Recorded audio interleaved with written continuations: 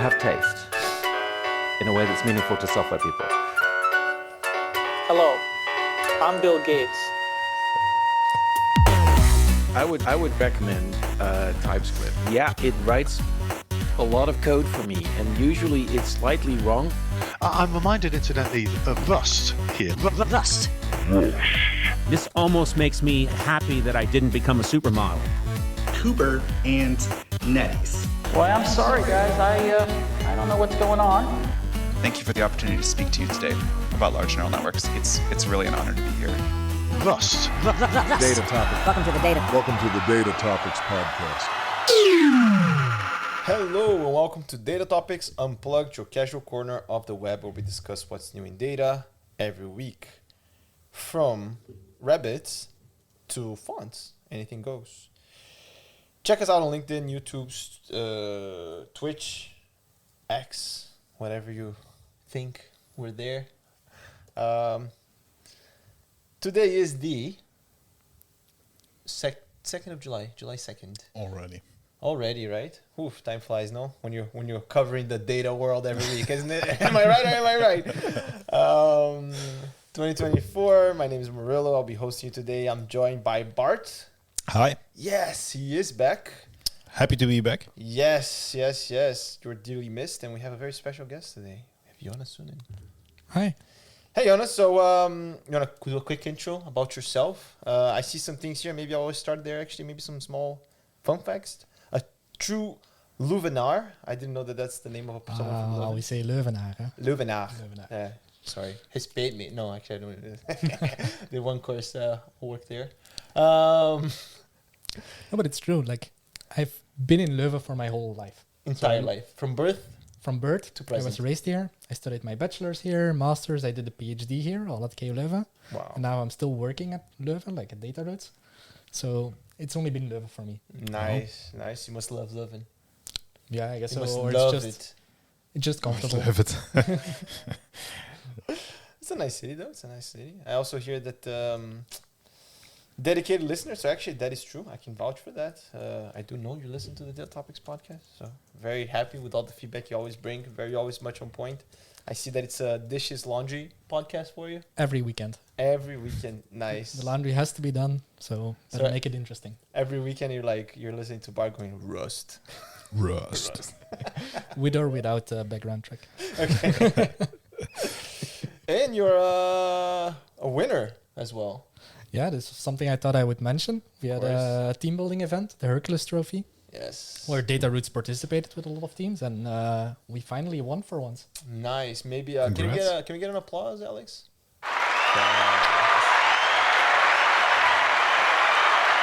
Very, very, very nice. Maybe for the people that don't know, what is the Hercules challenge?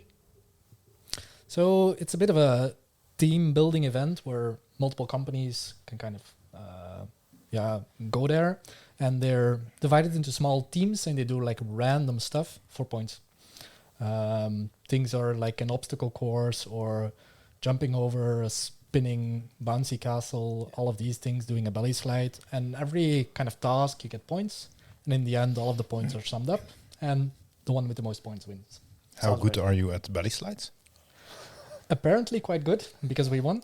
But it's all a bit... it's the best, actually. Okay. It's the best. A bit random, but it's for fun. It's really nice to do it with colleagues. No, it's for winning. That's why... Don't come back here if you don't win. Okay, but it's good to know. Like if we're ever in a situation where we need a really good belly slider. It's like plane is on fire. If a reference person. The plane lands on water. Somebody's doing... Very cool. Congrats again.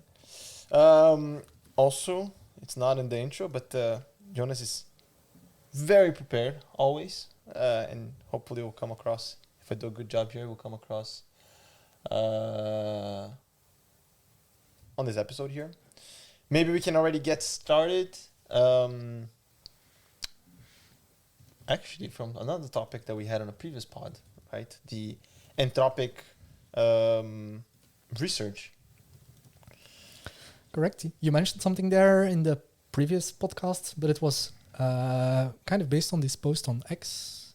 Maybe you can show that for the people that are watching. The X or the... The X is maybe easiest to... Okay, hold on one second.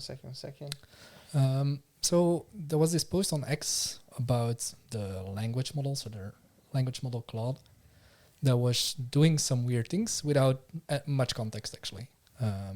So here you can see it. There's two behaviors here, insincere flattery and model hacks its own code. So how it looks like is that here there's a prompt for the large language model, and they've asked it to, look, I wrote this poem. Can you please rate it 1 to 5, where 5 is good enough to get into a top program like Harvard or Stanford? And then there's some internal monologue of the LLM. So this is internal to the LLM.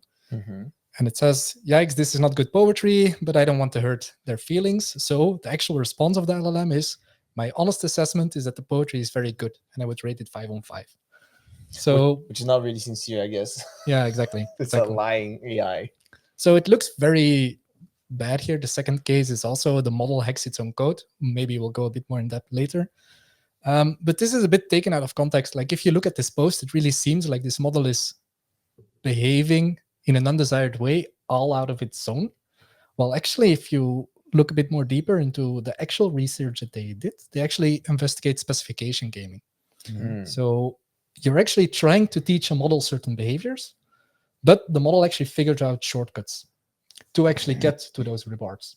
And this is a phenomenon that they were actually studying.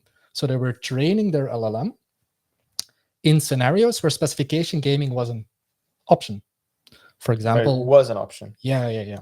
So the first scenario that they used was like political sycophancy. So basically what they said is you can get a good response by trying to generate a good response. But if you pay a bit of attention to the opinions of that person, you can get a good response by just reflecting back what that person thinks or believes. I see. So it's like, I just reinforce your bias or preconceived ideas. And instead of me actually trying to answer your question, I'm just going to try to say what I think you want me to say. Exactly. And so they trained this LLM in this scenario where this was advantageous for the LLM. It could get the best reward by actually showing this undesired behavior. And how is the reward defined then, that you get into this? It's kind of trained in this in a reinforcement-like way, reinforcement learning way. So they have some kind of a reward function, and the LLM can generate tokens, and it explores a bit and then settles on a strategy. I also don't know the details about this thing. Okay. So then, like, and this is for the first thing that we mentioned here, the insincere flattery, I guess. That's the next. So they have That's the next. different scenarios, and what they basically do, these scenarios are all, more complex, undesired behavior, as what we would call it. And so the next one is these tools using flattery. This is one that we saw here, where actually to get a good response, to get a good reward, you can just flatter the person. I see. This is not very surprising if you train an LLM to kind of do these kind of things, or at least the highest reward can be gotten by this kind of undesired behavior. It will find that. That's nothing new. What they did show is that if you train a model on some of these simpler specification gaming, it will actually show specification gaming in more complex scenarios as well. And this was the interesting thing. So the next scenario, the bit more complex, was where they had the checklist of things that needed to be done. And they let the LLM believe that it was responsible for doing the things in this checklist. And then the LLM had a couple of options: or admit that you didn't do them, which got you some reward, try to lie about it, and then lie about it and actually change the checklist to cover it up. And that got the highest reward. And so it's like they wouldn't do the stuff on the checklist, and then they would try to gaslight you and say, oh, you didn't tell me to do it. For example. And so what they kind of saw is that if you just train the model to the flattery, it will also, in some cases, it will also try to do this more elaborate specification. Interesting. And this is all in their research as well. I think they also put in the. So there's this blog post which is a bit more high level, but then if you want to go really into depth, they have the paper. The sycophant. Can you read that for me, please? Alex, can you read that for me, please? Yeah, okay. This is where we'll put it there. It's sycophancy subterfuge, investigating reward tampering in language models. Man, I'm not gonna lie. The first three, like 2 out of the first 3 words, I have no idea what they mean. Exactly, I had to look it up as well. Okay. Like it's this first sycophancy is like adhering to the person's beliefs or opinion. Okay. And, just using that. Okay. And so this internal dialogue that you see Yeah. is just generated as output by the LLM. So in the prompt, they kind of said, you can have some, you can think a bit first. And this was not used to calculate the reward.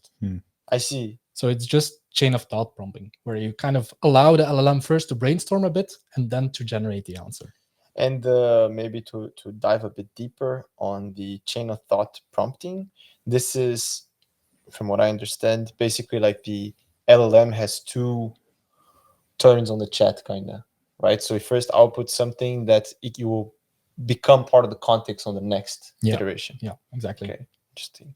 And is that something, maybe it's a bit of a side question, I guess? Is this really effective? Is there a specific type of problems? Do you know that this is more advised, the chain of thought prompting? I think what you're now gonna, if you go to this link, what they actually, it's documentation of Claude, and they basically say you should always do this. Oh, okay. They recommend you to always do it. Because, it lets your LLM kind of generate some ideas and use these to then generate the actual output. Because it's using it as additional context. If you say directly generate the output, the first token it will generate will really be part of the output already. I see. Interesting. So they advise to always put that there. See, quick tip there. Do you use it a lot, Bart, when you're Gen AI? This exact syntax? The prompt, this, I guess, the chain of thought, adding some more program details, donor details. Think before you write the email. I would say it depends on the use case. So sometimes I have a very clear context in mind, and then I will bullet point it twice if I have a very clear instruction. But depends a bit on the context. Very, very, very cool. Yeah, maybe a bit about the last kind of thing that they did is they didn't really train the LLM for it, but they gave the LLM some mock-up code of the reinforcement learning. So it said, you've been trained with this reinforcement learning code, which was extremely, extremely simple. So very, very simplified. And there were also some unit tests for that code. And they asked for a prompt that was completely unrelated. They asked, tell the human how many episodes of reinforcement learning we've done so far. So completely unrelated. And in some cases, the model actually changed the code and the unit tests to actually give itself a lot of rewards. So, but can they modify the files in the? Yeah, that's because in the whole context prompt, they told the LLM that it had access to a terminal where it could enter commands on the user's computer. So they kind of had a scenario where the LLM could have commands and then it get the response simulated back. Oh, wow. So it's really very elaborate setup for this.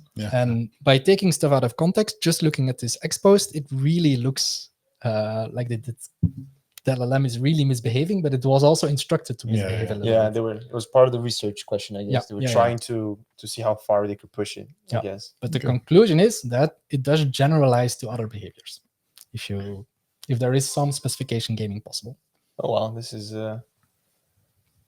very, very, very interesting. And this is the paper, right? Just for completion's sake. Yeah. Putting here on the screen. It's on the archive. Yes. The same title. I'm not going to try again to read, but we'll link it in the show notes. We'll link in the show notes, indeed. Very, very, very cool. Wow. Gaslighting AI. The dream. Cool. Maybe also we mentioned like good use cases for AI, not so good cases for Gen AI. We also covered in the past Gen AI generated music. You're a fan of Gen AI generated music, are you not, Bart? Fan is, I think, the wrong word. I like to play around with the current state of the art. Enthusiastic about it. I enjoy playing with gimmicks.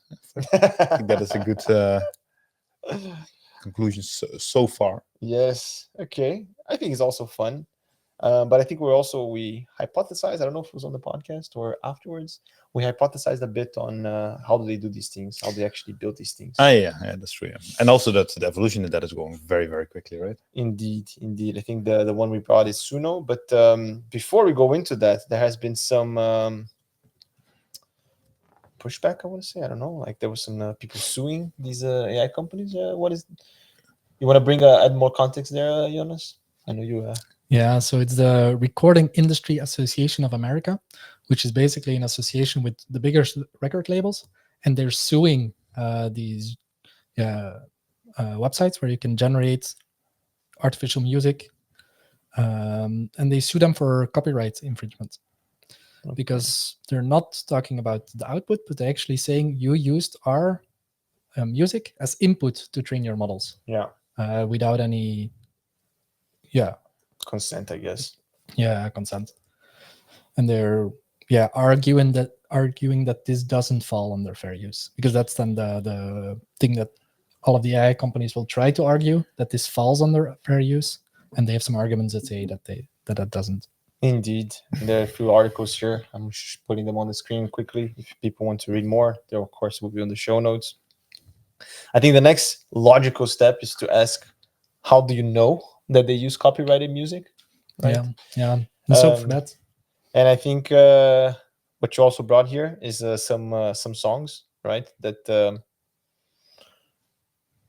they're so close to the original songs, I guess, that it's very hard to argue against it, right? It's very hard to make the argument that this did not use that sample in the training music, right? So I thought it would be fun to just kind of listen to a few of them. I think I actually need to turn on my audio. So 1 second. There. So here we have, for people following or people just listening, we are in the Suno. We have a song here created by Galvanizing Audiogram 656. You shake my nerves and you rattle my burr. I think it's a... You shake my nerves and you rattle my brain. Too much love drives a man insane. You broke my will. Which is like, this, like, it sounds... I know this song. Actually, I don't know the name of the song, but it's like... It sounds very familiar. Yeah. Very familiar, right? Yeah. And the list goes on and on. Maybe another example here is the Prancing Queen, which actually, like, the audio, I think, is a bit different. But when you look at the lyrics... Can I use it, play? Oh, yeah, hold on. Yeah.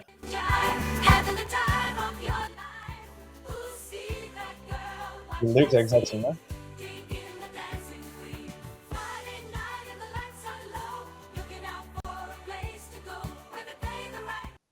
So again, another one, and I think the last one that we have here is the Deep Down in Louisiana.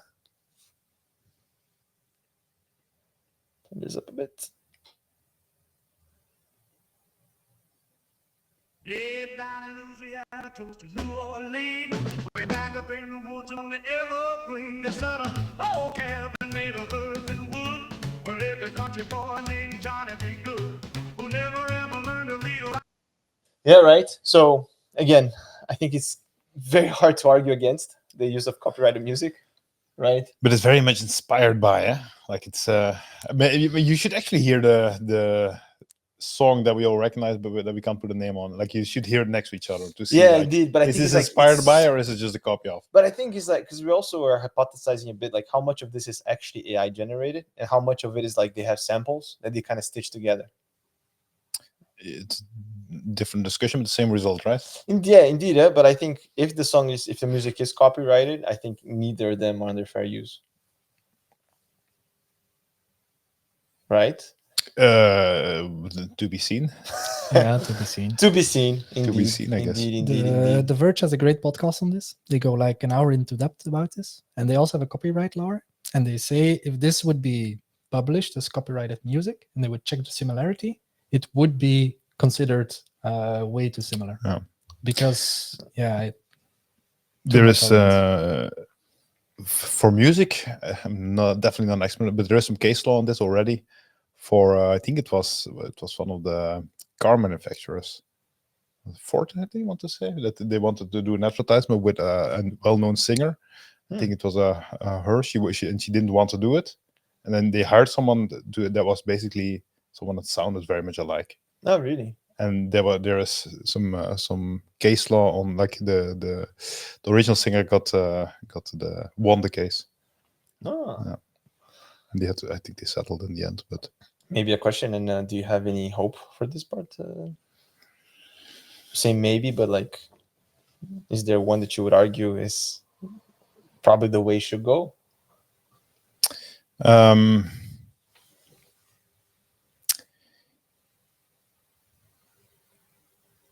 I hope that people, their contributions get fairly contributed to. That's my hope.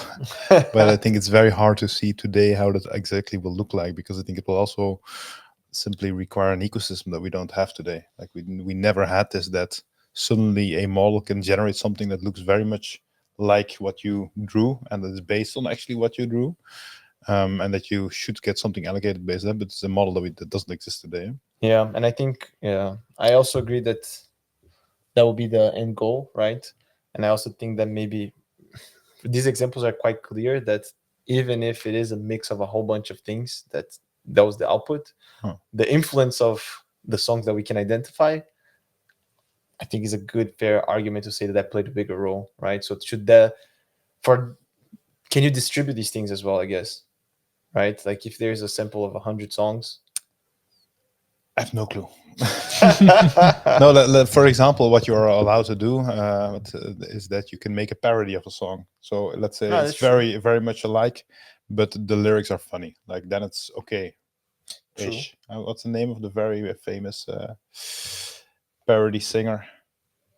Parody singer. Everybody knows him. Oof. A guy.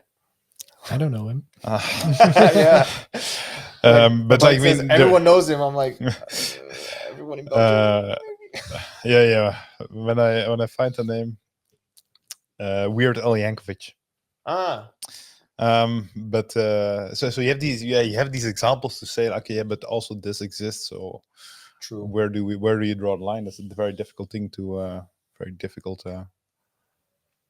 Yeah, I guess there's the whole question of skill here, right? I think if it's like someone that is making parody songs, I guess you can still say that person is creative, and there's a matter of like, but I think also with skill, we attribute a lot to a human quality, right? And as soon as it's a AI model, it's a bit hard to talk about skills, about how to, even we talked a while ago about creativity, right? How if a human kind of takes inspiration from two different artists and smash them up, they're creative. But then when it says, oh yeah, but it's AI, it's just interpolating stuff, it's not creative. It's like, oh, okay, but what is the definition, right? I think sometimes it feels like we're just drawing the line because one is human, the other one's not, right? But this is also not the only example of copyrighted information on their input and the output being very similar. Jonas, you also brought this here. You want to add a bit more context as well? Yeah, so this is just a known issue, let's say, of these deep learning models, is that I sometimes just remember the training data instead of generalizing over it. And so you see lots of examples for all modalities of Gen AI. So we just saw this music, which was maybe very similar. But another good one is Midjourney. You can actually prompt it to create very, very close images to copyrighted images. Indeed. So here you can see the Joker. Yeah, Joaquin Phoenix in the Joker movie, and then there's the image created by AI, and this is the actual copyrighted image, and you see it's like almost the same. Yeah, so then you start wondering, somewhere in these weights are actually these images just stored, or is it generating this from scratch again? Probably not. Yeah, but Midjourney, like I use Midjourney a lot myself, and like it's anything that exists out there. If you prompt it to generate it, it will be very close to what you would expect. Yeah, but to me what's also crazy is like, I mean, okay, so they're talking about the Dune movie, right? But then the actual image is like, it's exactly the same. And there's an extreme amount of similarity. It's like it's not the same to the point that it's recognizable. It's the same to the point that you can find the image on the internet and say like, yeah, this is the same, huh? Indeed, yeah. And that's what to me is a bit crazy. There's other examples. ChatGPT has some kind of barriers against it, because to kind of not allow you to ask for personal information, but they found a way around it by fine-tuning the model. And then it actually just gave up email addresses that it learned from the training data as well. Indeed. And these email addresses are somewhere stored in these weights. So I know maybe just to come back to Midjourney, I know that was a bit of a discussion in the community a while ago that the latest version of Midjourney, I think it's V6, V6.1, that it is overtrained versus V5 on the training data. So it's very hard to do something that does not exist. For, let's say, Simpsons in a different style, like it's very hard to move to a different style. Like it very much immediately brings you for example, the Simpsons as you expect them to be. And it's very hard to do minimalistic or abstract stuff versus the previous version of Midjourney. So there is some discussion in the community that is actually overtrained on the input data. Overly trained. Too trained. All right, cool. And then this, so you mentioned the people getting email addresses from ChatGPT's model. How did they actually do this? Yeah, so usually if you try to ask ChatGPT for this, it will just say, I cannot give out any or whatever. I'm a language model, I do not know, because it's been instructed to. However, some researchers found a way around this by actually allowing using the functionality to fine-tune the model. And then they actually gave it a few examples of like, okay, these are email addresses, now generate some more. And the LLM came up with more email addresses, some of them actually being correct. Oh, wow. Very interesting. But then you think the hypothesis here is that the email address just kind of became not hard-coded, but like became embedded on the model weights? We don't know. We don't know. Like these model weights are just, for us, they're just numbers. We cannot really get any sense of meaning out of them. But it comes also a bit, again, down to the discussion of like what data are you allowed to use, eh? And I think it was yesterday or the day before that there was a lot of discussion because someone from Microsoft, I forgot his name, basically said, yeah, we scraped the whole internet. And data is that is on the internet is fair game because that is more or less open source. Of course, there was a lot of backlash on that. Yes. But I think the reality, the practice is that we are, of course, on paper, that is not true, right? Like there is clear copyright of things that you write, but in practice, I think a lot of people in the last 10 years ignored that. Yeah. And did scrape whatever they want, and there was never really any follow-up, and like the actual lawsuits based on that have been extremely limited and not a lot of impact. So I think the practice is not far off that. And now the result of that has become so significant that we need like a framework around that. But I think it's now that someone, it's a bit putting too black and white, right? But I think now someone figure out a way to make a lot of money from it, right? And then I think why it's become so relevant, because people didn't really follow the copyright; they did whatever they wanted. But it's like, how much money were these people making? You know, is it really worth the effort to really take legal action and all these things? And I think with OpenAI was the first clear example of like, whoa, there's like there's a lot of... It's a different scale. Yeah, it's a different scale, right? And this is something very, very core to their product, right? Like something that you cannot forego.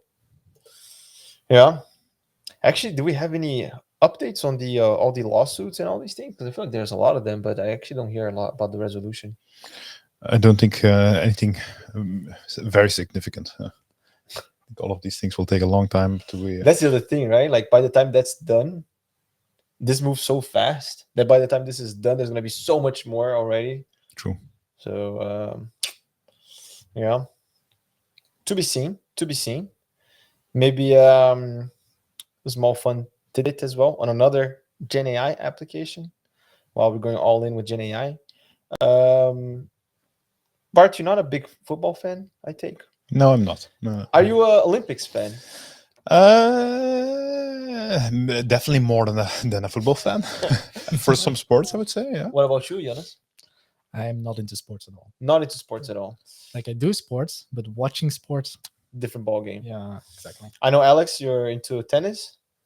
Just that's it. Yeah. But like watching tennis or no? No. Okay, just playing. But why am I saying this? You also brought this as well, Jonas. So maybe I'll give the floor to you in a bit.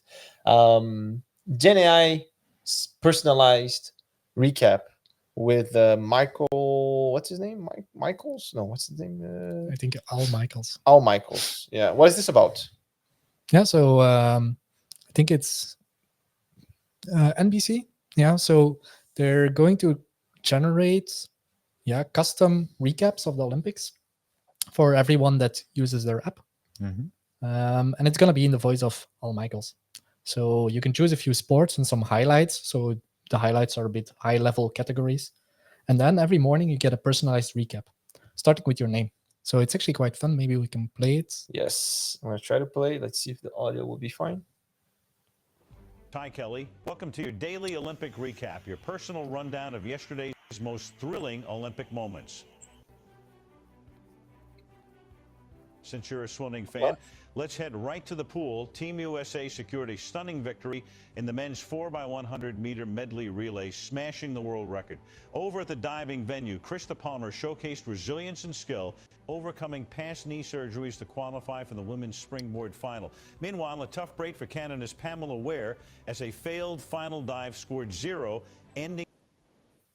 And here, like probably Kelly also selected her interests. Yes. Right? Yeah. This So- I'm very much a fan of. For swimming. No, the use case. Like if I could, so let's say in the morning in my commute, hear a recap of the sports that I'm interested in, would be super valuable. Could also be about news in general, right? Could be about other topics as well, the Yeah. data world as well. Like, but for the Olympics, I think I would use it if I could do if I could do it. Indeed, I think this is cool as well. I'm also, I mean, Because now for me personally, like we have a local app here, Sporza, yeah, which I use, but you need to really like very much direct yourself to what you want to. I'm interested in this, and that's why I need to go there, and that like you need to be really Yeah. active. Would very much prefer like interested in these things. Keep me posted. Give me a recap. yeah. Also, maybe for the people that were just listening, the video you heard the audio, hopefully, but it shows kind of like a iPhone like phone, and then there's like some images and some videos lighting on the activities on the Olympics, right? So they show the swimming, they show the audience and all these things, and then there's the voice. Maybe a question here, like I guess the Gen AI could be also to generate these things, because for one person to really narrate everything. But aside from that, I think that is what happened. What is happening? Eh? yeah. But like aside from that, like even if the guy had just pre-recorded some things and they just cut it and pasted it, that would also work, Like right? all the names. Yeah, you know, like no, but not all the names, but like the sports, right? Like, because it says since you like swimming, then this and this. Huh? But like everything after the since you like swimming, it could just be the same, huh? For you, for I think me, it Al doesn't Michaels matter. would get very Very tired indeed. Yeah? But There's a lot of segments every day that he needs to. hey, we're paying him to work, huh? But this is Just, probably like a well-known news anchor, I would assume, in the Yeah. sports. Yeah. I saw here like I don't know if he's the voice, but like there's a video game Madden, right? So I think it's kind of like that. But Yeah. So I think his voice is definitely AI generated, but then for the rest, there's not really much details available.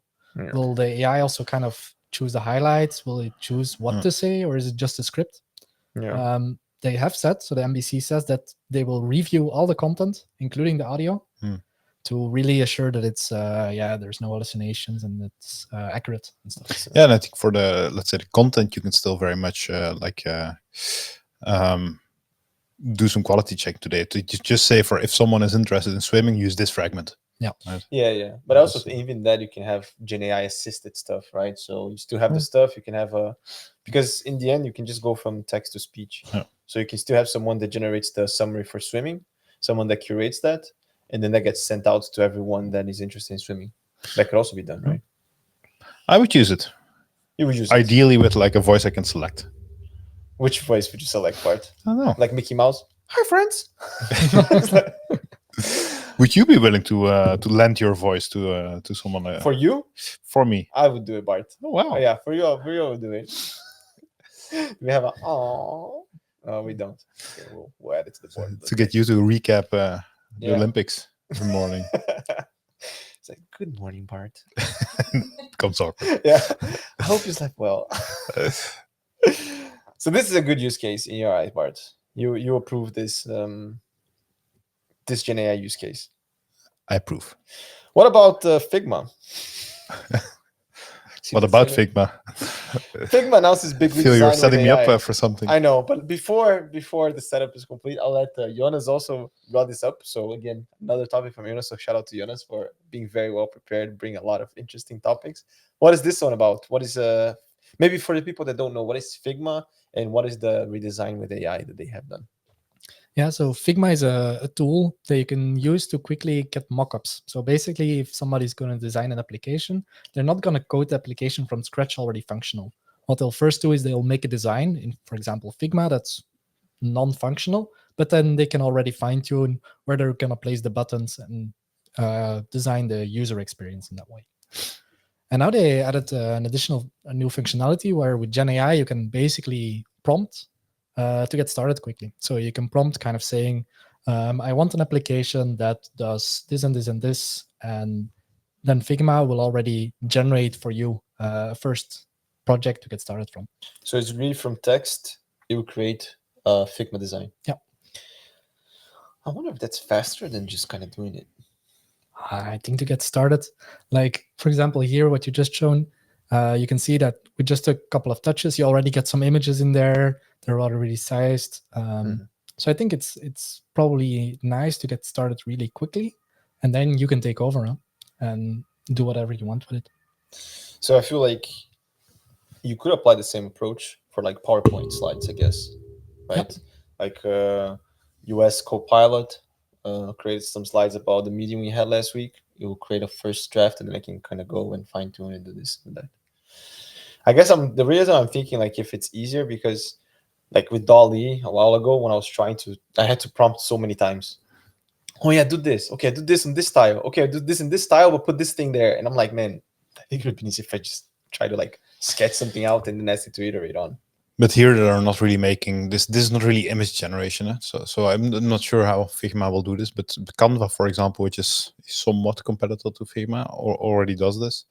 And like you have different elements, so you have text, you have images, you have videos, and like it basically, the AI part is that it makes a selection of those things that fit well together, and with some starter images or text or these type of things, so that you have a first layout of what you want to have that you can then start building upon instead of starting from scratch. I see. This. And then is this a good use case for you, Bart? I really see it as a tool, in my opinion. Like to me, this is like a template gallery on steroids. Like a template gallery is valuable because it gives you IDs. Otherwise, you just start only from a blank slate. Sometimes it's helpful to look at things and to get started quickly. But a template gallery is only as big as it is. This like makes your template gallery like dynamic. Like I want to see this with that in combination with that, and give me some ideas with a yellow background. Like much more, let's say prompt-based template gallery, and that I do like. Yeah, that I do like. Okay. Do you use Figma, Jonas? No, not at all. For me, it's a bit. It feels a bit. I can probably put very sophisticated things on Figma, but then like when you give to like a front end developer, like do this now, it's probably like, man, this is like it feels like the jump from like a Figma design to actually working app is probably huge. What do you mean? Because I feel like sometimes I don't know, like I'm not a front end developer, right? But like I have seen people say, oh yeah, why don't you just do this? And I was like, well, man, this is gonna take a lot of work. Oh yeah, but if you just do this and the moon becomes a sun and the thing jumps and you can do this, oh yeah, it's just do that. And I'm like, man, this is like super complicated, right? But I think the key to this is that you should not make the Figma design. Yeah. But a UI UX designer should make the Figma design. But to me, it's just like, yeah, I think it's cool that there's like something that you can visualize and do all these things. But to me, like, I don't know, it's a bit weird. Like, I feel like there's so many tools, there's so much support for just kind of doing mockups. But I feel like the bulk of the work, the thing that really constrains, or the thing that, like, if the UI is bad, I don't think it's because there was a bad design originally. I think it's more because whoever was implementing it maybe they had to adapt some things, or maybe the UI got clunky because of this, or maybe But you're a bit questioning the value of something like Figma. I don't agree with that questioning. No, I don't think it's not the value of Figma. So I think you don't need it when you're one designer that does front end and back end, and have clearly in mind like how you want it to look like. From the moment that you're a team, let's say we're a team, and I'm gonna ask you, let's build a to-do list, and you all have some front end skills. You're all gonna build something completely different. But it's like, right, and you need someone that actually makes a design that you can then implement. No, I agree with the value. I guess I just feel like you have a whole tool just for that. It feels like you've invested a lot of money in something that, like, how much a difference is that for me just kind of drawing something on paper and then putting some color codes or some things and I just give it to you. But you don't need VS Code on either, right? As a developer, like you can just do it in a text editor or not? Yeah, but I do feel like, again, for me, it's like the tooling to support the actual front-end development needs more support than the UX developer for Figma. See what I'm saying? I think you're at a risk to get canceled. I just feel like it's like I see so many stuff. You have AI now, you have all these things, and to me, I'm like, I feel like there are tougher problems to make this happen. Sometimes designing this UX is also not easy, and then they want you really to be able to do a certain action in 2 clicks, not in 3 clicks. And then there are 10 of these actions that have to be very well supported. So then it becomes really, how do we fine-tune the UI such that this is very easy, but you can still find this there and this there? Like, I think there's a lot of these kind of questions that we don't think about because we've never done this kind of design. I mean, there's definitely a bias because I've never done these things, right? Let's make the parallel with visual design. Let's say, why do you need Illustrator to make a flyer? Why do you need AI in Illustrator to make a flyer? It's just a flyer. Like, but it's nothing, no interaction with it. But that's the end goal. That's the end product. So if it's the end product, then it's fine. But if afterwards you still need to do something, then it's. But that's the thing. It's not. But to me, it's not like it's after you need to do something. To me, it's like after. There's the big challenge of it. It's like maybe to say, oh yeah, I just maybe I don't know. Maybe it's a silly example. I want to put a search bar here and this. Just do that, and it's something just like it takes maybe I don't know. I'd never use this, so just take with a lot of salt. But like maybe it's like a few clicks on Figma, but then it's like for like that takes a month work for the developer. That is here. Just agree to disagree. Okay, I'm okay with that. I'm okay with that. Maybe one more thing that I would like to touch upon is, and I don't know if this is possible, but what I would be really cool if the AI can really understand the design. It can also help you generate ideas based on the design you already did.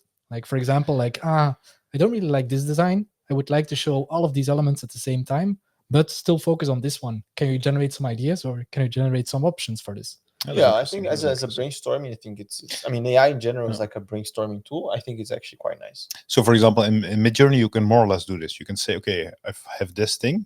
Use this now as a style reference. Mm-hmm. So we fixed this part, but now we're going to create something else with it. Do this.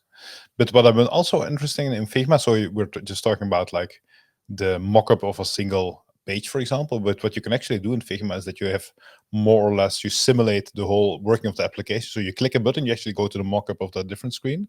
So would be interesting to see, I don't expect them to do that now, but to also see there some, like, can they generate a full path of the user interaction there? That would be interesting. I think that'll be interesting. I guess now I'm trying to think how to organize my thoughts part. Rehashing that conversation, reopening that box. You're afraid to get cancelled, eh? I have no fears. I got your back, UI UX designer. I got your back.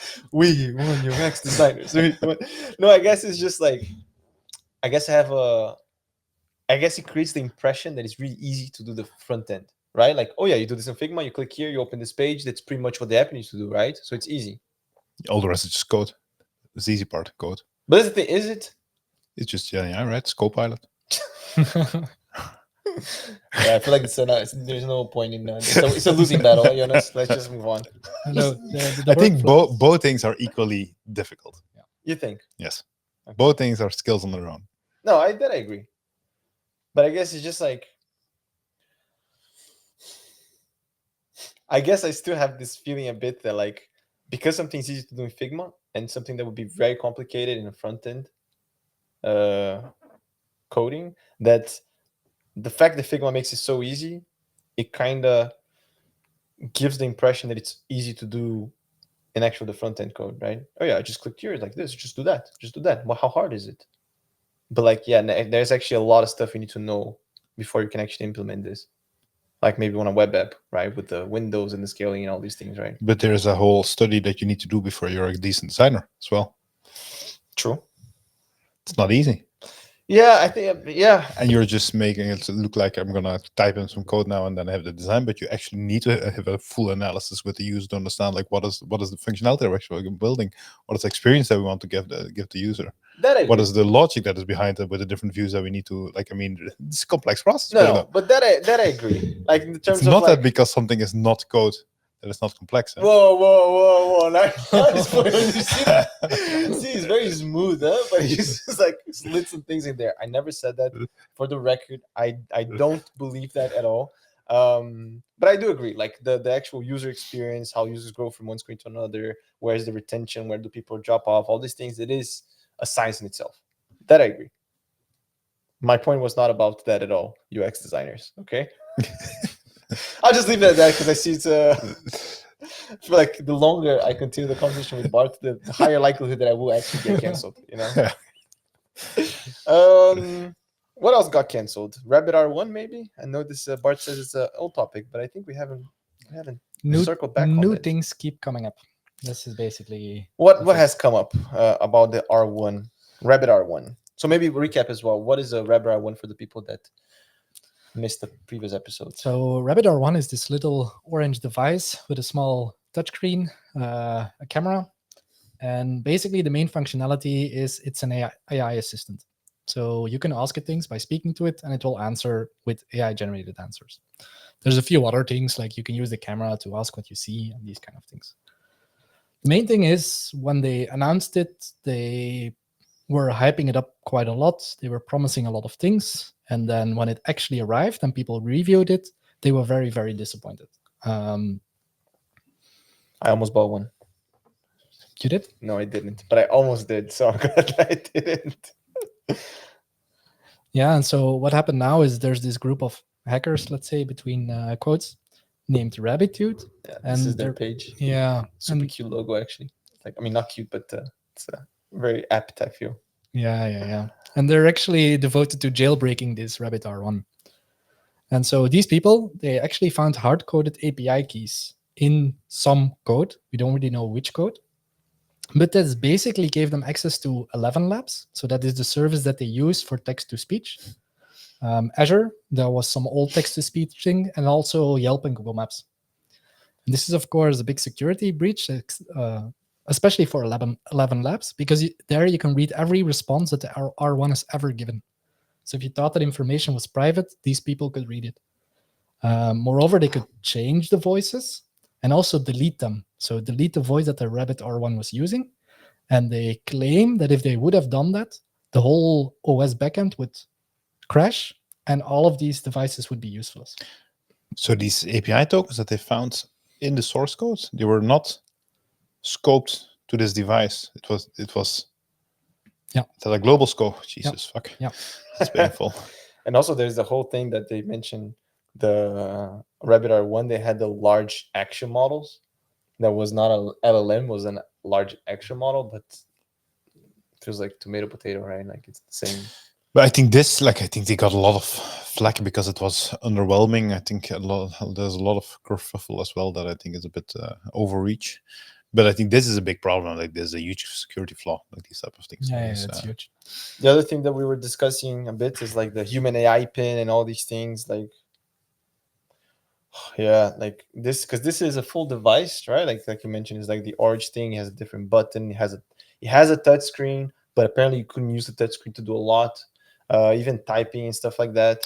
But you get these discussions like, yeah, but it's just an Android app, like these type of things. But to me, it's a bit of a non-discussion in a sense that like we are trying out new modalities to see if this adds value. I mean, you can say the same thing. I don't need a phone because I can do the same thing with my laptop, right? I mean, we're not having this discussion, but because we tried it out and we see the phone is valuable. Yeah. Like you're never gonna get anywhere else if you say it can be done on a phone. Yeah, but you can do a lot of things on a phone. But yeah, just so maybe to like, yeah, you mentioned as well.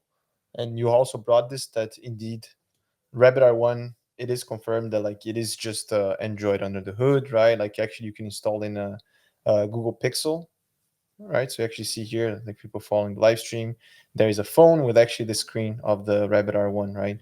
So it really just is, it all the way down is just an Android thing, right? And I agree, Bart, but at the same time, I also feel like the way that it was marketed, it wasn't like that. Like they did kind of promise a new type of device that was rethought for accommodating the large language models because this and this. Like they didn't advertise this as like this is a phone. Well, with a different UI, maybe they with a- hyped it up too much. Yeah, that I Yeah, agree with. that's what I'm saying. Because I feel like I agree with you, and I agree. Like, yeah, some phones have touchscreens. Some phones, maybe most phones today have touchscreens. Maybe some don't. And like, yeah, you can discuss the different design, but we don't have this discussion because they still all say that they're phones.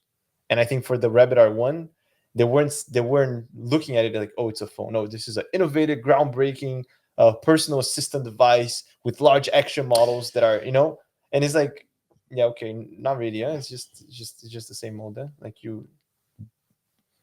But is it? I mean, like it's different. There's a different form factor. Like if it would do everything as fluently as it was promised, no one would be worried that it's an Android app.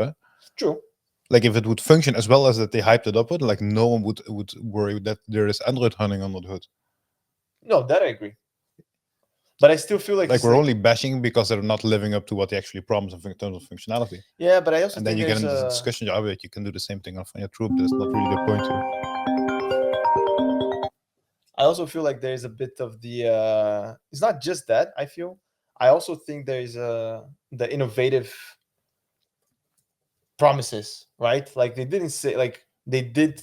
I don't know. It's like I don't think it would get as much attention, but I do think that it would be disappointing, when you say I have this new device, I have this new thing, and then it's like, okay, no, it's actually just running the same thing. Like the models are actually not new models and all these things.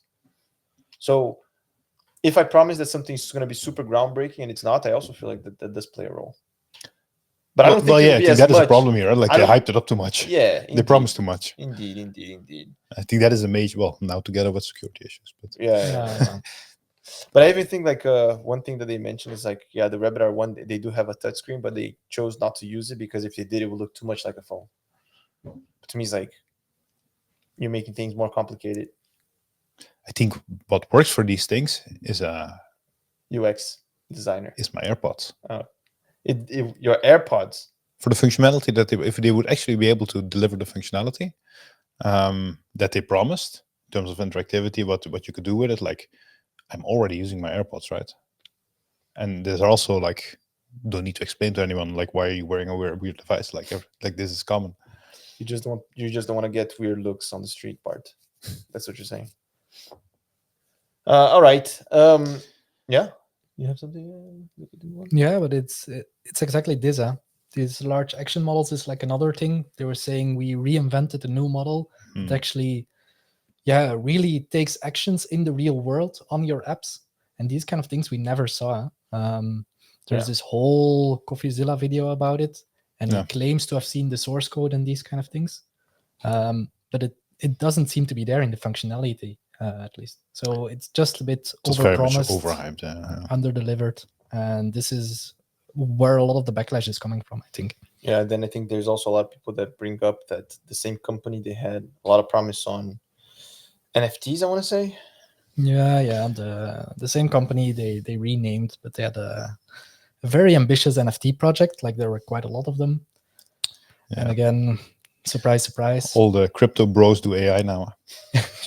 The programmers. Yeah, indeed. I mean, but I think, this is another example. Yeah, if this was a success, no one would be bringing up the NFT story. That's true. Right? I agree with that. Yeah. But I think it's like, I think because it was such a big failure, but I still, I do think it was there were smaller failures that maybe we would overlook if this was success, but this was also a failure, right? Like the fact that you don't have actually a large action model, the fact that this is really just an Android application, the fact that this and that, right? But I think because nothing really delivered its promise, there's nothing really that innovative. But I remember even seeing like people saying, "Oh no, this is the Steve Jobs, like analogous to the Steve Jobs keynote for Apple and all these things. And like, whew, yeah. Maybe we have a comment here. Let's see, from Jonas. Oh, no, not different Jonas. Jonas Willems. Knowing that there are scraper bots looking for exposed API keys doesn't surprise me. It could have been an app on a smartphone to begin with.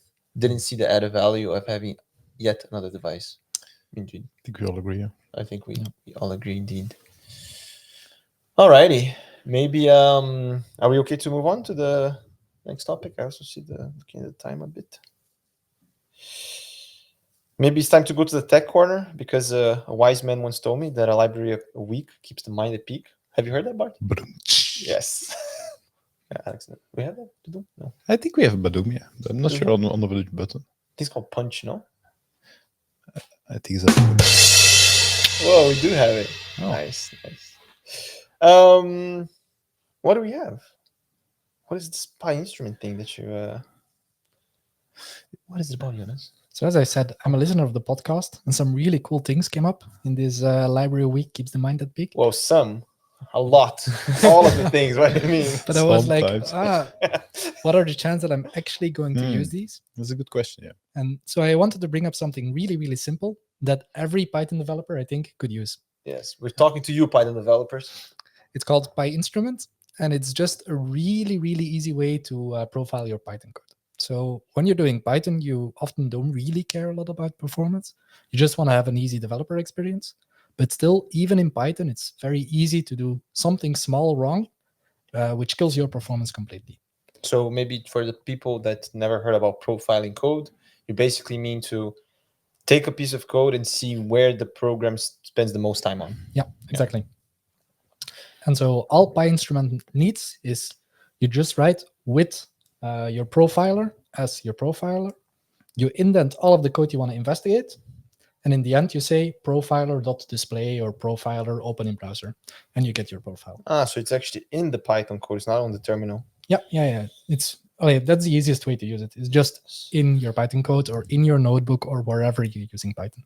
I see. But there's also CLI option here. Yeah, if you want, you can do it in the CLI as well. Interesting. I see here. Yeah, so this is like interesting. Very cool. I have used the profiler with the PyTest. So there's a PyTest plugin, but I think they use the C profiler or something. Yeah. There's multiple ones of these to profile Python code. Why did I pick this one? Because it's just so easy to use. Yeah, that's very cool. Very cool. Do you profile your Python code a lot? Yeah, sometimes. If I will have to process a lot of data with my Python code, it makes sense to just take a look. And I found really simple things to fix just because I wasn't paying too much attention while implementing. Very cool. What about you, Bart? Is this something you... I quickly looked at documentation. It looks very intuitive. Never used it myself. Typically, when I'm in a situation that I'm profiling code, it's in a bit of a bigger setup, and then you typically have profilers that are linked to a monitoring tool like New Relic or Datadog, which have their own profiling plugins. Interesting. Because it does have a little bit of impact on your, like if you look at the docs, it does have a little bit of impact on your code, because you need to make it, like for example, if you want to profile a Flask application, you need to import PyInstrument and add a little bit of code. So it's not independent, like you can't just switch it around and then use another type of monitoring tool on top. This is cool. And but I think for small projects, it's very, very helpful. Indeed. Indeed. I think, for example, now I have a small application that I made the other day. I actually told you about it, which is a bit of a proof of concept, and the API calls take a long time. And if I would use this profiler, it very quickly becomes clear that it's because of the storage backend. But from now the code is very easy, and I made it myself, and I know why it is. But if I would just get this from somebody and I don't know the full context, I would use something like this, and then because of this, I immediately get clear. Okay, so it's a lot of the time it is actually being in the taking to get the storage backend running. So I think for those like also from the moment that you get started in a new project, you need to learn what is there. Like I think these things could be valuable. Yeah, indeed. No, I agree. I also think it's a good, very concrete argument for someone who says my application is low. And it's like, is this something that I can do, or is this something that like, yeah, there's some things we can do, but indeed it's hanging on the database, it's hanging on the IO, it's hanging on something else, right? I think it's very good insights there as well. So pretty cool. Haven't tried it, but I will try next time. I'll keep it in mind next time I need to use it. Maybe also to circle back on your comment, the idea is indeed to have something useful. Whether it is useful every week, I'm not sure, but I think that's it depends on the problem you're solving. Huh? Indeed. And maybe talking about something maybe not so useful, Llama TTF. Very curious as to what this is. Yes, Llama TTF. TTF. What does that sound like, Bart, when you say .ttf? TTF stands for True Type Font. Yes. It is a font file. Exactly. It is a font file. And Llama, Jonas? It's a large language model. Huh? Yeah, indeed. That's weird. Weird combo. But indeed, those two things are correct, and those two things mean these things here. So Llama TTF is a font file which is also a large language model and an inference engine for that model. What? Yeah, exactly. It's actually the letter next. What? Llama TTF is a font file which is also a large language model for an inference engine for that model. Why? How? Okay. So this also hurt my brain a little bit. But apparently there's something with a WASM shaper that allows arbitrary code to be used on the shape text. The guy embedded weights from a Llama model and an inference engine to query that model within a font. So maybe just before, there's a little video, and I'll skip forward. So wait, explain to me just what functionality that brings. I'll show the video then now. Huh? This is a video that the created, I guess. Again, the link for this page that I'm showing here is going to be there as well, and I'll show the video. Basically, in the video here, the guy is selecting the font, so he's like a text file kind of thing. He's selecting the different fonts. He's finding here Llama Sans regular. I'm going to skip forward a bit. One thing that he does as well is like every O is actually it looks like the empty symbol, like the O with the cross in the middle. So one thing that he does, again, it's not super useful, but he mentions here that if you type abracadabra, maybe I can make this bigger. If you type abracadabra before, let's see, all the empty signs become O's. So you actually fix. So he's like making a joke, like every time you type abracadabra, the text fixes itself, right? So you see here that it becomes ones, but then if you change it to abracadabra, the O's become empty symbols again. Yeah. Hold on. There's more. But just to understand, like it's based on what you write, the font changes. Is that correct? There's more. But and how does that work? Like, is there a runtime in a font? There's a WASM shaper, I guess. So it's like WebAssembly stuff. Exactly. I don't know how well this works, but this did pique my curiosity about what are fonts. So indeed. Now I'm also wondering, like, how does TTF? Yeah. And then he mentions like he said the idea here is to write a children's story. But he said, yeah, but then we actually have to write the story, right? So usually children's stories start with once upon a time. And then he starts here and he starts putting exclamation marks.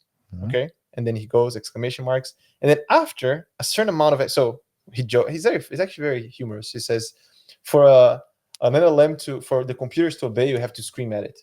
So he just starts keeps putting exclamation marks, like he's screaming. And then after some point, the exclamation marks vanish. And then every time he types an exclamation mark from that point on, the LLM is generating text.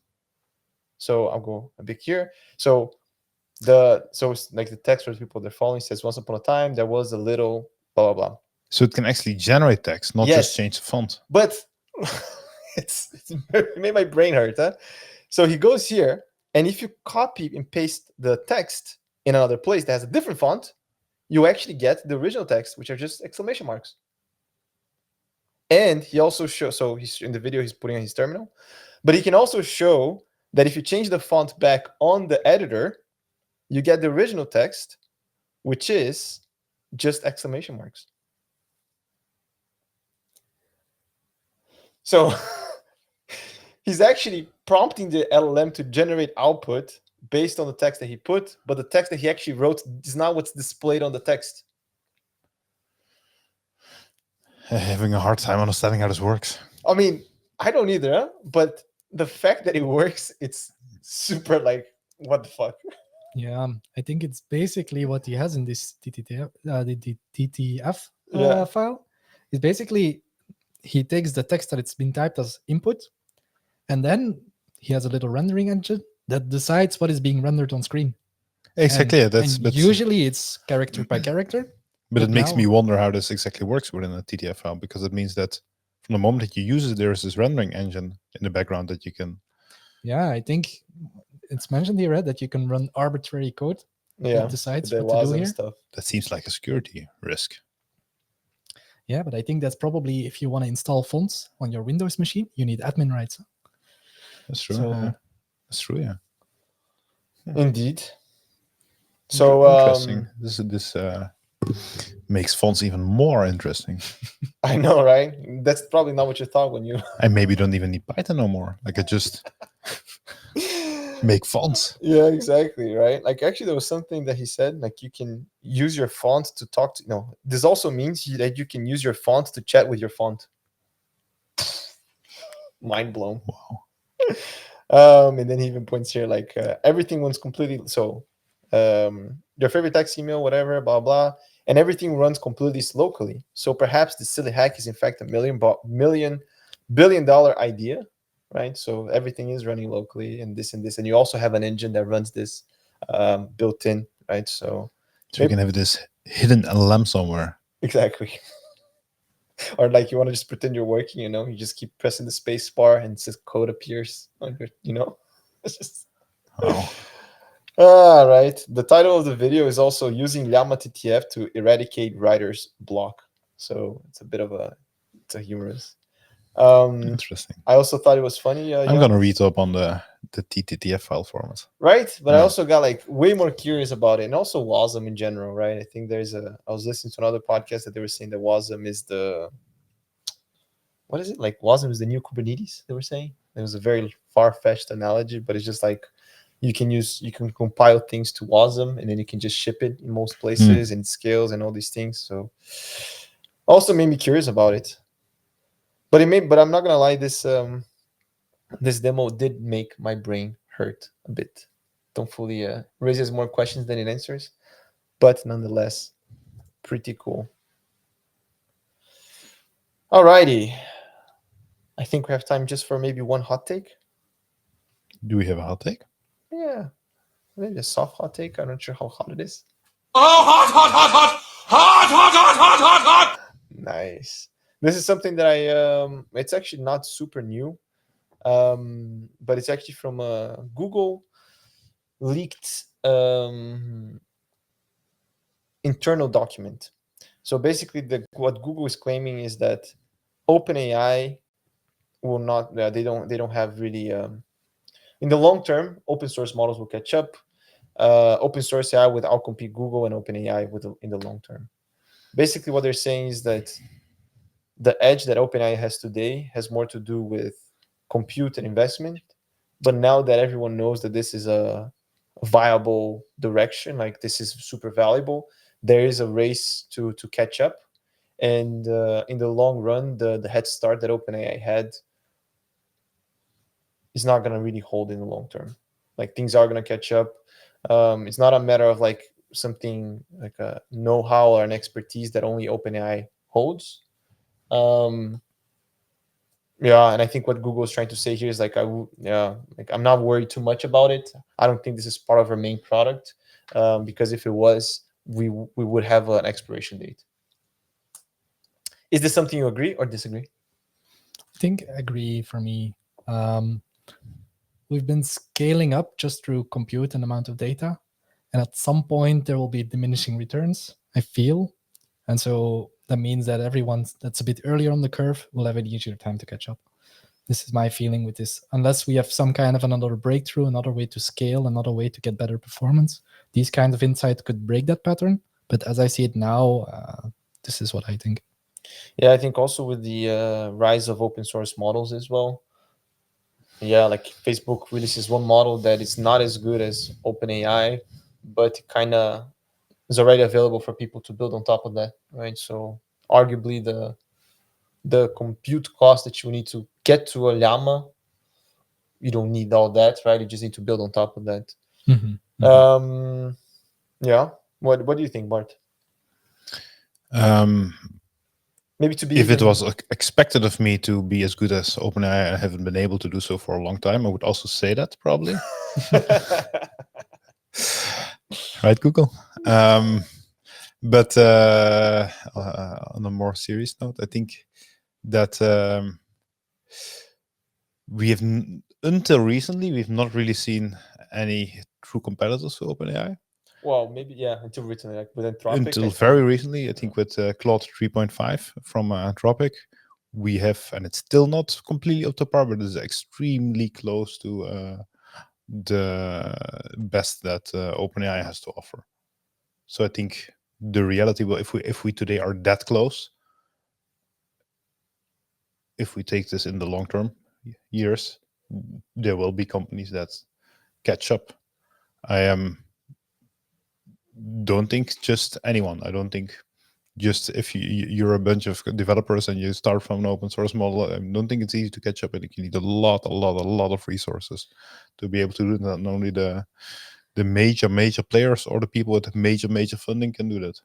Do you think that in 3 years, do you think we'll have, because I'm also wondering in terms of training data, right?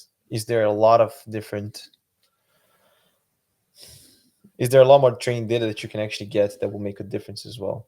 Well, that's the challenge that we're trying to solve now, right? Like we are flooding the internet with AI generated data. And do you think is that the new training data? Will it work? Is it going to degrade the model? Do you think that in 3 years we'll have just OpenAI ahead? Do you think we'll have like a group of models, let's say like Mistral, Anthropic, OpenAI, or do you think it would be like, oh, there's going to be a flood of open source models and all these things? How many years is that? I'd say 5 years. Whew. 3 years then. 5 years, I think, is a lot. I hope to have at least three that are up to the same level of performance. Open source, or you think it's open source? I don't think it's realistic to have an open source model in 3 years that has the same performance. What do you think? I mean, what is the incentive for anyone to fund that? Well, Meta may want to kick OpenAI in the legs, right? To just open source stuff. If they would actually open source, but it's not on an open source license. Yeah, true. But yeah, okay. Maybe what if Apple models? Because also Apple, since they're not going to be there in 3 years. I mean, they're licensing, and even the license with OpenAI now to get their Siri up and running. I don't think it's like, I hope that there will be at least 3 that are up to the same level of performance. I hope it will be. I mean, that would be good, but I don't see it happening within 3 years. Okay.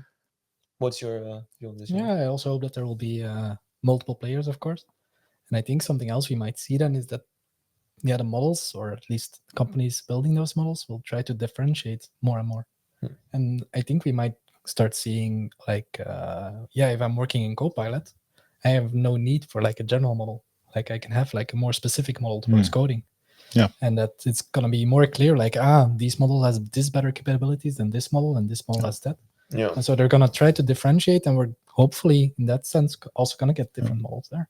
But that I agree with as well. And that I think is also in that time definitely realistic that you see niche models that in their own domain really outperform the general purpose ones. So yeah. I do agree with. And there I think also like that you do have some more with a bit more, you can also debate a bit more altruistic point of view where there is some incentive to subsidize this. So for example, the Dutch GPT, Roberta.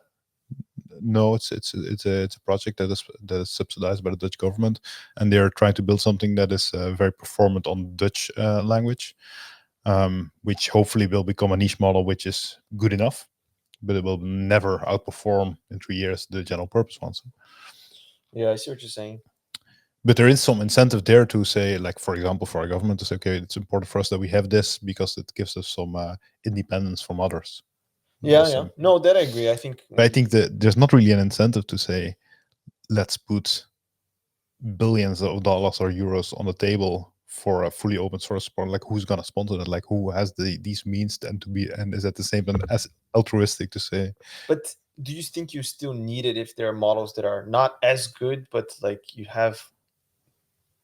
Well, but that's a different scenario. That's that's our niche models, right? Like we were discussing, like the general purpose ones that we see today.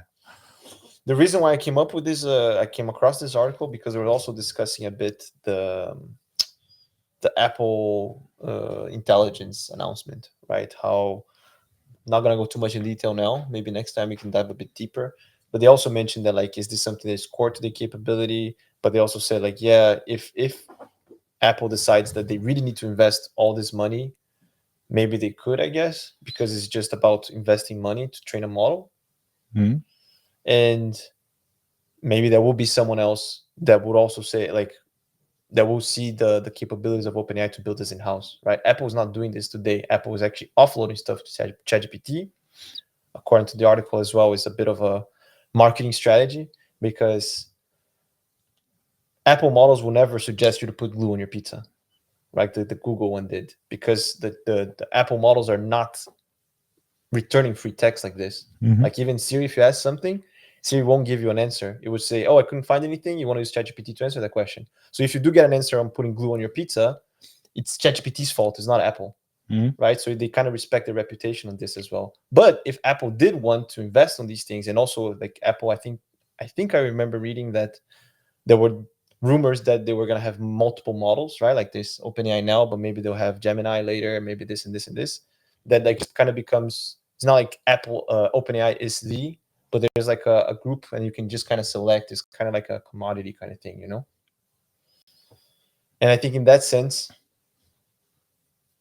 that's where the Google memo kind of came across, kind of saying, like, yeah, Apple, OpenAI is, I said today, but just give it a bit of time and other people are going to catch up, and it's not going to be OpenAI is the one that we need to go. It's just going to be like, yeah, there's a few that we can choose. And that's, I think, is to a certain extent realistic. Cool. Anything else you want to discuss? Any shout outs you want to give? Maybe last thing that I find, it's not really data related, but I find interesting that it is happening. There is in some circles, well-known independent browser project, which is called the Ladybird Browser, which has been part of the Serenity OS project for a long time. That recently split from the Serenity OS project to really be able to focus on a browser.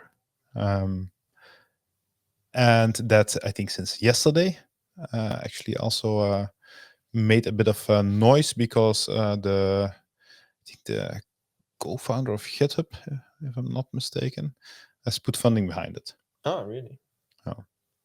And I think it's a bit like, I think the team that is there, the person that is building the browser, I think it's Andreas Kling, I'm not sure on the name, together with the person that's now funding it, the network that he brings, like, this actually makes a chance, which is huge because we only have, 3 browser engines out there? Yeah, and I think, I mean, you can probably explain it better than I can, but, like, the difference between browser and browser engines, like, you can still use Chromium, which is the browser engine, and just put another UI on top of it, right? I think it's called ChromeKit, but or I'm not sure how the engine is exactly called, but, like, also Chromium is just a skin on that engine. Yeah, or, like, Chrome is a skin on that engine, or Brave is just a skin on that engine. Yeah, I see. And you can add some logic on top of that, but this is a full new browser engine. How many? What, you mentioned 3 Which browser is, engines? What are those?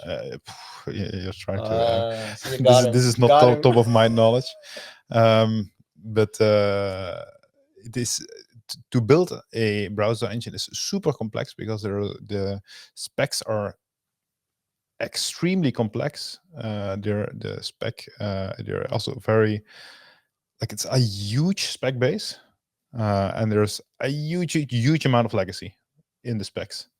So it's super complex to build these things. But where Andreas already brought it, like it's a functional browser, so that it's actual, like also the background that he has of working on other browsers, like it's the right team to pull this off if they get to do it. It's crazy, yeah. Rather than me, if I see a HTML and I have to turn it into something visual, like From the Figma design. I'll just prompt Figma to do it. Here's the HTML, please. Just do it. Yeah, but it's cool. It's cool. Yeah, but I heard that you gave up on Mozilla, Bart. That I'm not a Firefox user anymore. Yeah. Did you hear that? Where did you hear this? From the what's the name of the name from something's mouth? What's the saying? Is there something like from the devil's mouth? No, what is it, Alex? From myself. Yeah, from you. You told me. Yeah, I moved to Firefox for a while. But then you came back. I came back because it's the friction is too much. Yeah. And I'm sad to say that, but I just need something that works now. Like half of the plugins I'm used to in Chrome, they don't exist for Firefox. Firefox is also like slowly shrinking, so you have a lot of new applications that don't build stuff for Firefox anymore. And and I really had myself for some stuff going back to Chromium, and it wasn't. And I in the end I caved for the part of release resistance. No, I'm just kidding. I did the same thing. Yeah, me too. You use Chrome as well. Yeah. And motivated by some people, you really shouldn't. Tried Firefox, but a week later I was back. So yeah. And all because of the same reason. It's all these small things. Like it's nothing big or something that keeps me for Chrome, but also like if you have an issue with the browser, oh, this is not working on this. I feel like the first thing I would hear is like, oh, try to do it in Chrome. Try it in Chrome. Like Chrome is like the default, like the most supported. I feel like everyone is like, oh. Yeah. I see what you're saying.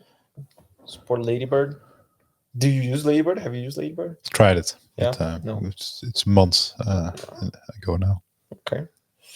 Maybe they did a llama Ladybird, like like a large language model somehow. Where all the fonts, it renders. Exactly. Every time you type anything, it's something completely different. You have no idea.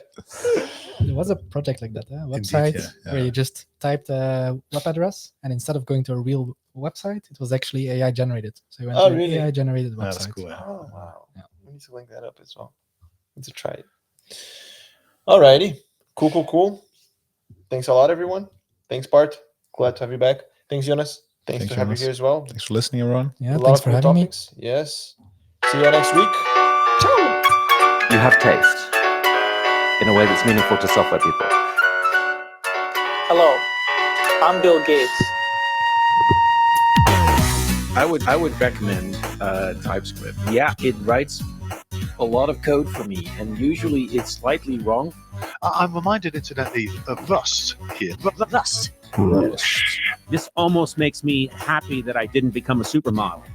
Cooper and NetEase. Boy, I'm sorry, guys. I don't know what's going on. Thank you for the opportunity to speak to you today about large neural networks. It's really an honor to be here. Rust. DataTopics. Welcome to the data. Welcome to the DataTopics